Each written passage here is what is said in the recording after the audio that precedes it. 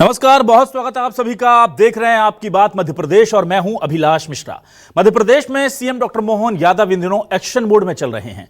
एक के बाद एक आईएएस हो या आईपीएस, कलेक्टर हो या एसपी, जिसकी शिकायत मिल रही है और उस शिकायत में जरा भी अगर सच्चाई मिल जाती है तो सीएम डॉक्टर मोहन यादव जरा भी गुरेज नहीं कर रहे हैं बड़े एक्शन लेने से।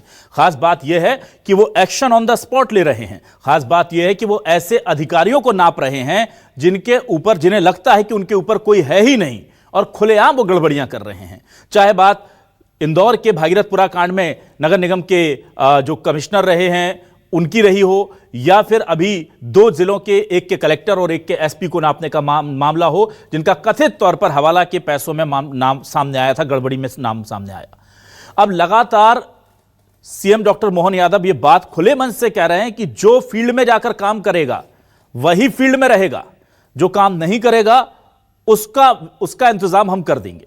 इसके अलावा न्यूज 24 मध्य प्रदेश छत्तीसगढ़ के सबसे चर्चित और आपके बेहद पसंदीदा इसी कार्यक्रम आपकी बात में हमने मुद्दा उठाया था कि कैसे 15-20 हजार पाने वाले, 10 हजार पाने वाले अतिथि शिक्षकों के ऊपर अनुशासन का डंडा लगा करके यह कहा जा रहा है कि आप एक हफ्ते अगर आप नहीं आएंगे, छुट्टी आप ले लेंगे, ये अटेंडेंस नहीं लगाएंगे तो आपको नौकरी से निकाल देंगे। उस दिन हमने यह सवाल उठाया था कि यही चीज लाखों की सैलरी लेने वाले आईएएस, आईपीएस या दूसरे अधिकारियों के साथ क्यों नहीं होती। उसी अगले दिन सीएम डॉक्टर मोहन यादव ने हमारी खबर का संज्ञान लेने के बाद एक आदेश जारी किया और तमाम अधिकारियों को कहा कि आप समय पर दफ्तर पहुंचिए। और आप समझिए कि उसके बाद से लगातार वो एक्शन मोड में है। बीजेपी कह रही है कि सुशासन के लिए जो कुछ होगा हम करने को तैयार हैं। कांग्रेस कह रही है कि यह सिर्फ दिखावे की कार्रवाई है।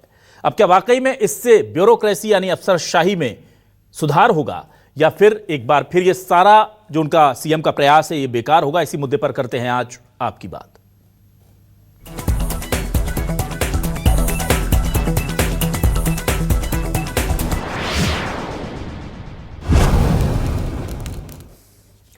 आइए सबसे पहले सुनते हैं क्या कह रहे हैं सीएम डॉक्टर मोहन यादव।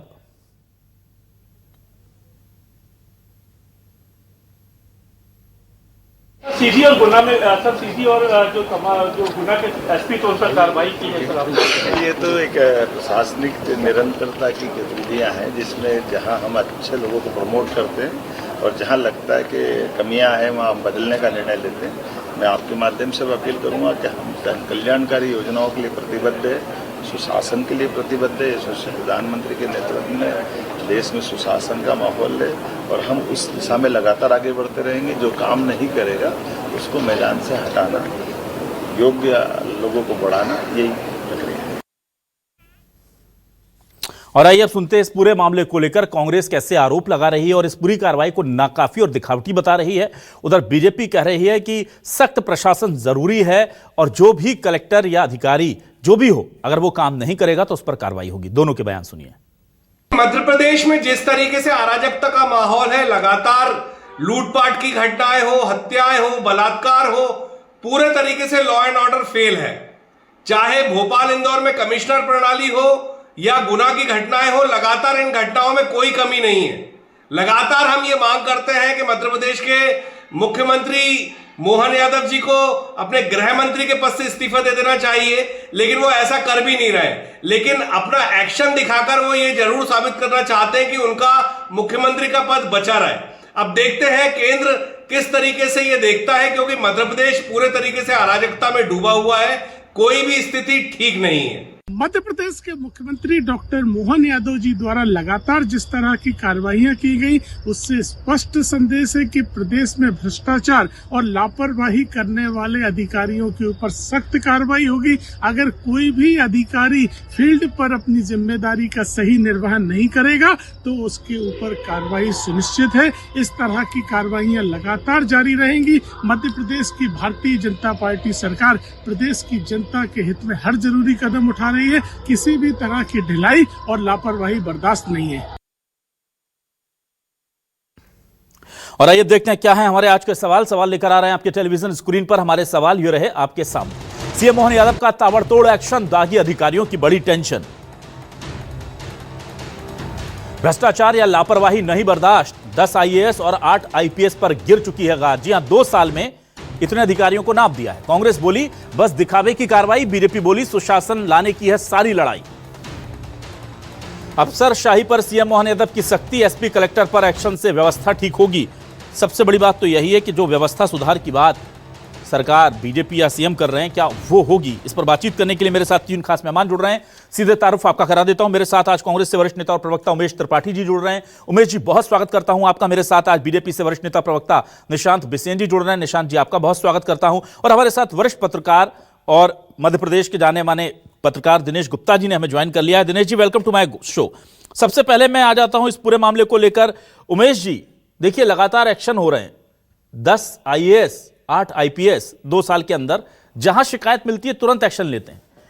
क्यों ऐसा लग रहा है कांग्रेस को कि यह दिखावे की कार्रवाई है, और क्या वजह है? क्योंकि ये सख्त निर्देश ना वो सिर्फ दे रहे हैं, बल्कि एक लेटर जारी होता है तमाम कलेक्टरेट कार्यालय के लिए और कहा गया कि समय पर आपको पहुंचना है। तो जो एक सरकार को करना चाहिए, ऐसा लग रहा है प्रथम दृष्टया कि वो कर रही है सरकार।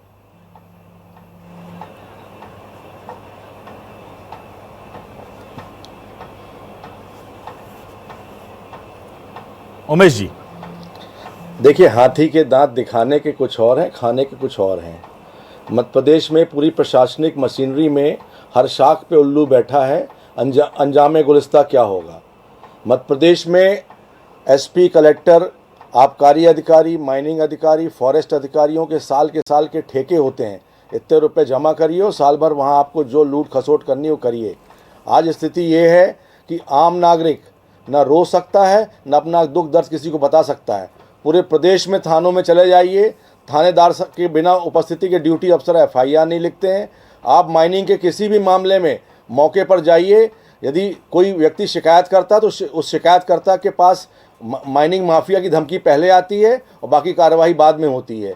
यदि आप माइनिंग शिकायत करते हैं तो माइनिंग माफिया पुलिस उसको पहले जानकारी दे देती है और वहाँ पे कार्रवाई माइनिंग विभाग बाद में करता है। इसी प्रकार जो पूरे प्रदेश भर में ज़िले हैं, उसमें एसपी कलेक्टर हर साल भर का अपना रॉयल्टी दे करके यहाँ पर एक साल ज़िले में निकालते हैं। जब जो अधिकारी पैसे देकर आएगा तो उससे ईमानदारी की आप आकांक्षा कैसे कर सकते हैं? और जो माननीय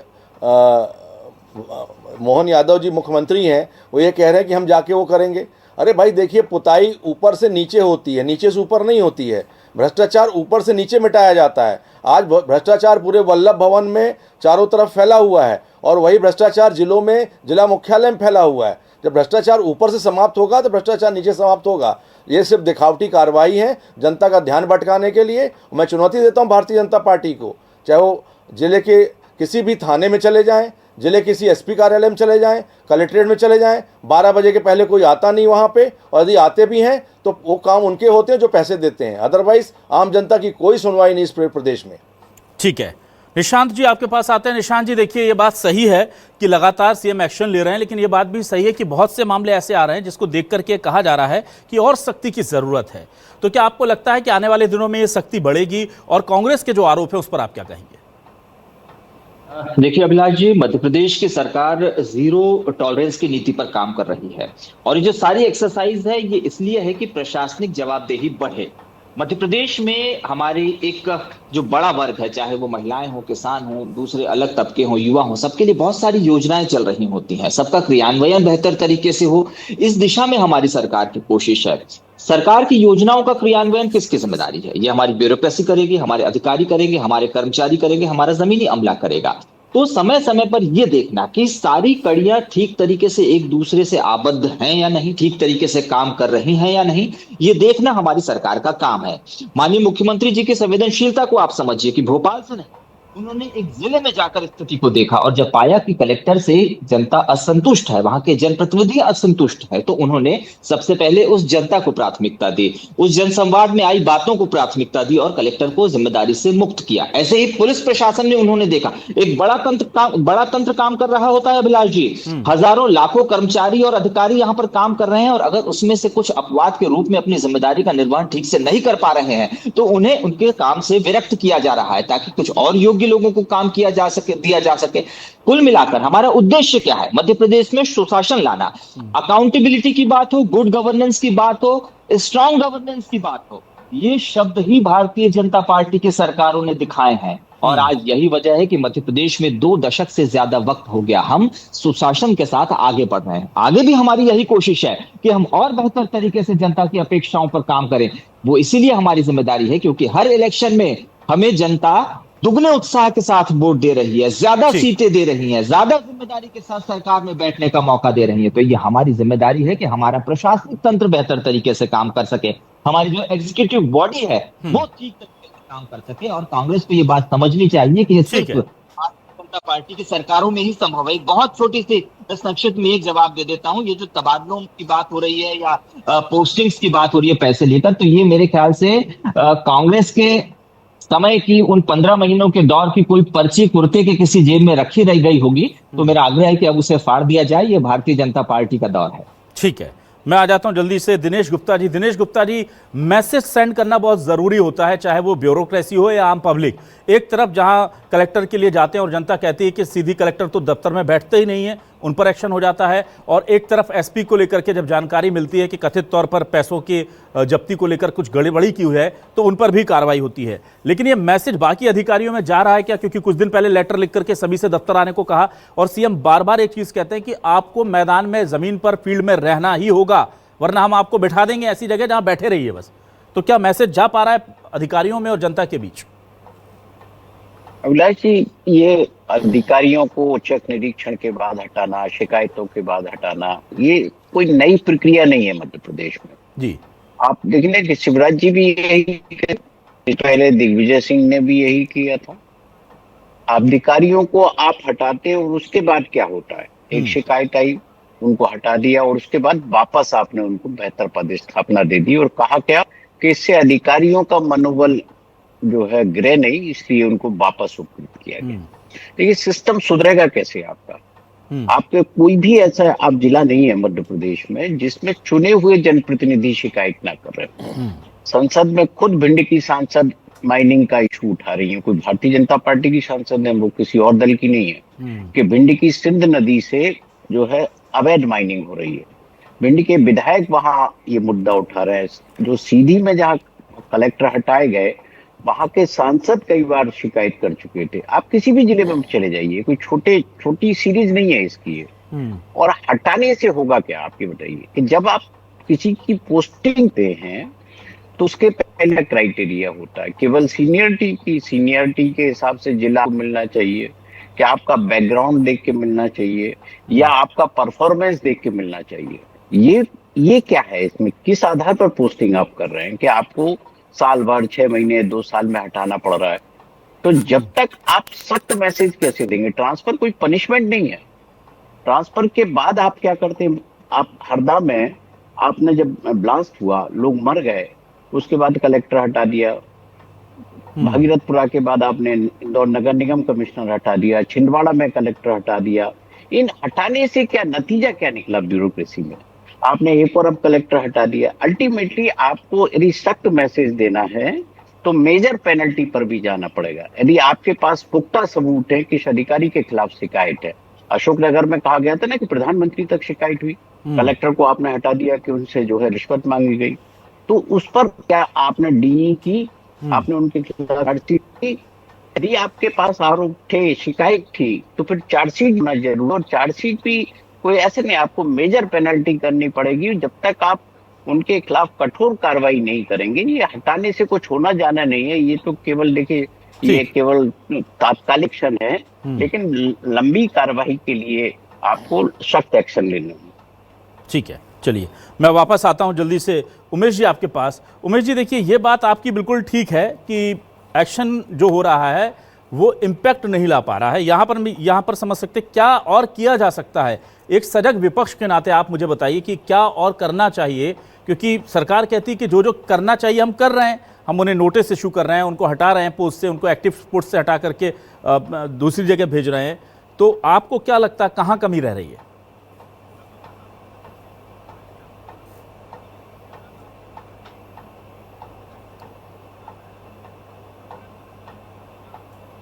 यहाँ कमी जो देखी जा रही है वो सरकार की नीयत में देखी जा रही है। सरकार की नीयत में कमी यहाँ से प्रमाणित हो रही है। जो 52 किलो सोना लेके पुलिस का सिपाही आरटीओ वाला शर्मा उसके खिलाफ लोकायुक्त समय सीमा के अंदर चालान पेश नहीं करती। ये तो प्रमाणित हो गया कि सरकार वो जो 52 किलो सोना और 11 करोड़ रुपए लेके पुलिस वाला सड़कों पे घूम रहा था, उसको सरकार की पूरा आशीर्वाद था। बिना पुलिस के आशीर्वाद के जब समय सीमा में चालान पेश नहीं किया गया न्यायालय में, उसकी जमानत हो गई। वो तो भला हो ईडी की टीम ने उसको धर लिया, नहीं तो आज पुनः दूसरे भ्रष्टाचार करने के लिए होता।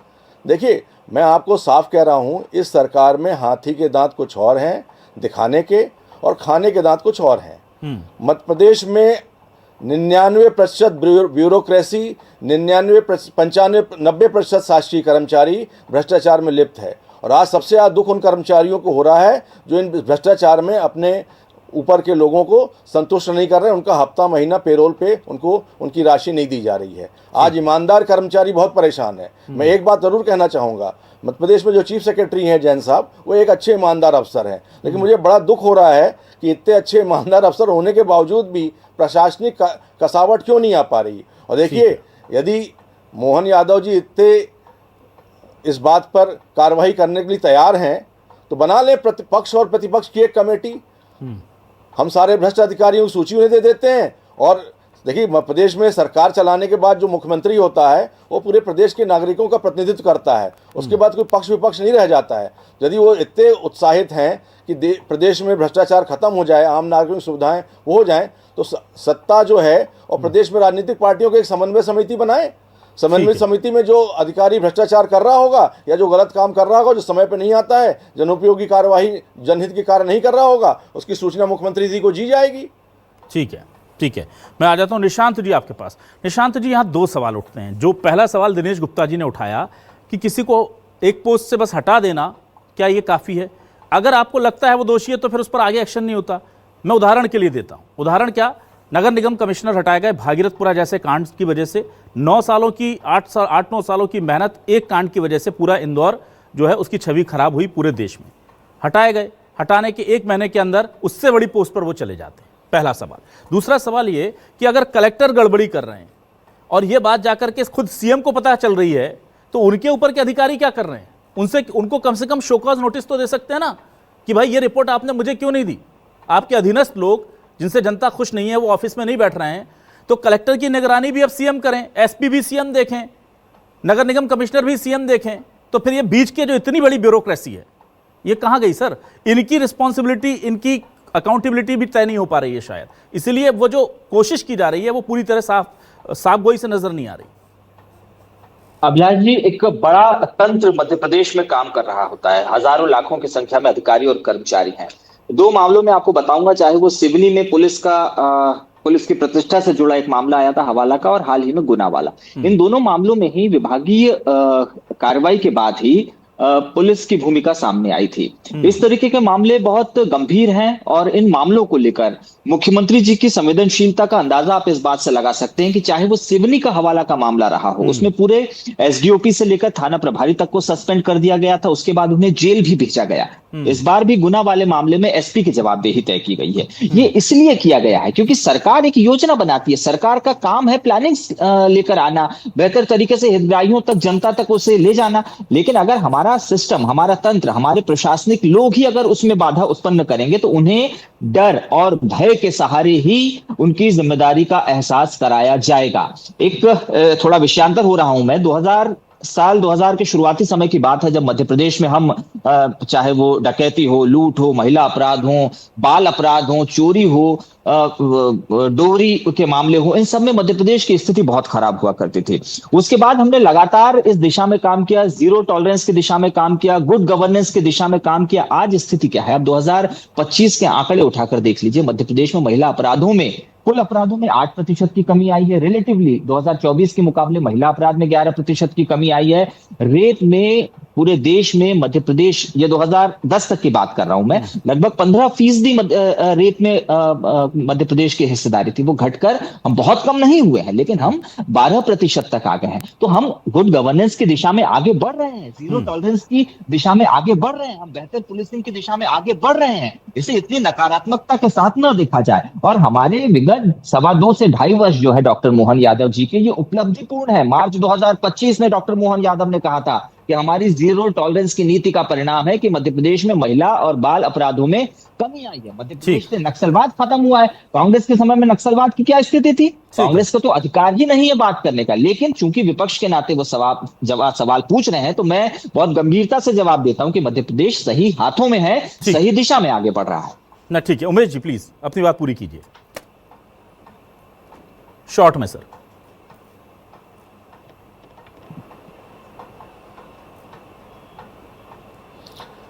मेरे भारतीय जनता पार्टी के मित्र ने कहा कि मध्य प्रदेश में अपराधों का ग्राफ गिर रहा है।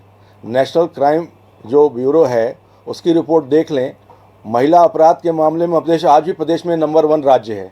और जहाँ तक अन्य भ्रष्टाचार की बात है, मध्य प्रदेश पिछले जब से भारतीय जनता पार्टी की सरकार आई है तब से फर्स्ट 4 राज्यों में रहा है। तो ये किसको ये आंकड़े बता रहे हैं? भाई नेशनल क्राइम ब्यूरो जो है वो तो नेशनल पोर्टल है, उसमें मध्य प्रदेश की स्थिति देख लें। जब प्रदेश का मुखिया स्वयं जिले के अधिकारियों से पेरोल पे भर्ती कर रहा है तो कहां से भ्रष्टाचार रुकेगा? ठीक है, मैं जल्दी से आ जाता हूं दिनेश जी आपके पास। दिनेश जी देखिए, सीएम की पूरी कोशिशें हैं और सीएम चूंकि जाहिर सी बात है कि सारी रिस्पॉन्सिबिलिटी, आप जो कहते हैं ना स्टेक होल्डर जो सबसे बड़ा होता है किसी प्रदेश में सरकार का, वो सीएम का फेस होता है। वो पूरी मेहनत कर रहे हैं, वो पूरी कोशिश कर रहे हैं। पर मैं आपसे वही सवाल लूंगा कि अगर कलेक्टर गड़बड़ी कर रहे थे तो प्रभारी मंत्री होते हैं, उस इलाके के सांसद विधायक होते हैं, उनकी रिपोर्ट वो जनप्रतिनिधि अधिकारियों के काम कार्यशैली को पहुंचाते हैं। अगर कोई एसपी पैसे की गड़बड़ी में दिखता है तो उसके ऊपर कमिश्नर होते हैं, पुलिस कमिश्नर होते हैं। तो क्या आपको लग रहा है ये जो बीच की कड़ी है, जो मैसेज को कन्वे करती है या जो एग्जीक्यूशन के लिए जिम्मेदार है, वो उतना साथ नहीं दे रही है सरकार का और वो देना चाहिए ब्यूरोक्रेसी को? उसके लिए क्या किया जा सकता है? देखिए, बहुत सारी चीजें हैं जो सरकार समय समय पर करती रहती है, लेकिन सबसे जो अनफॉर्चुनेट पार्ट ये है कि जो हमारे इलेक्टेड रिप्रेजेंटेटिव हैं उनकी स्थिति ब्यूरोक्रेसी ने बहुत खराब कर दी है। आप कोई यदि जो है नेता किसी की शिकायत करता है अधिकारी की, तो अधिकारी अपने बचाव में उसकी 10 चीजें बता देते हैं कि साहब ये फलाना माइनिंग कर रहे हैं, ये इस तरह की माइनिंग कर रहे हैं। उनकी बात पर यदि समय रहते गौर कर लिया जाए जब वो शिकायत कर रहे हैं, तो ना तो उनको सार्वजनिक तौर पर कुछ कहना पड़ेगा। छोटे मोटे लोग नहीं करे। शिवराज जी को तो पेन ड्राइव दिखानी पड़ी थी ना मीटिंग में सीहोर में कि मेरे पास ये सारी मेरे पेन ड्राइव है जो मैं यहाँ नहीं दिखाना चाह रहा। ऐसी स्थिति कब से हो गई? भारतीय जनता पार्टी तो पार्टी के साथ है ना, तो ऐसी स्थिति, ऐसा सुशासन तो नहीं है। ऐसा तो नहीं है कि मुख्य सचिव बैठक में कह रहे हैं कि मुख्यमंत्री ने कहा है कि हर जिले में भ्रष्टाचार है। तो ये भी गंभीर स्थिति है। मुख्यमंत्री तो लगातार कह रहे हैं, फिर भी ये स्थिति है। मुख्य सचिव क्या कर रहे हैं? मुख्य सचिव केवल अधिकारियों को हटा तो नहीं रहे। ये काम तो मुख्य सचिव को करना चाहिए। यदि उनके पास शिकायत थी, जनप्रतिनिधि उनसे यदि मिल रहे होते तो शायद वो अपडेट होते। उन्हें भी तो अपना दरवाजा जनप्रतिनिधियों के खोलकर रखना चाहिए ना, कि कोई भी आदमी आकर, कोई भी विधायक सांसद आकर उनसे कभी भी मिल सकता है और अपनी बात कह सकता है, अपनी समस्या बता सकता है। ये यदि संवाद ब्यूरोक्रेसी और चुने हुए जनप्रतिनिधियों के बीच नहीं होगा तो बेहतर जो है आप प्रशासन नहीं हो सकता, कहीं भी नहीं हो सकता।